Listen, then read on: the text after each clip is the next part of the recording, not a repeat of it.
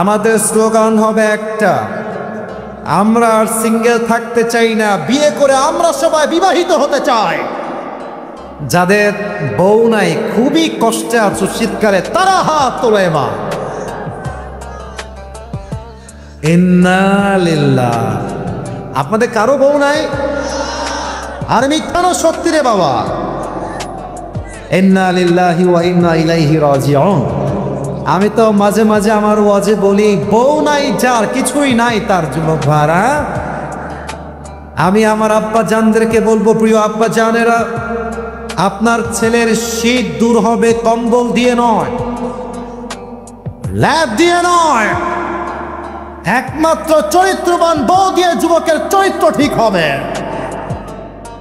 আব্বা বোঝে না রে, বোঝে না, মেয়েরাও বোঝে না। এরা খালি টাকা চায়, খালি টাকা চায়, খালি টাকা চায়।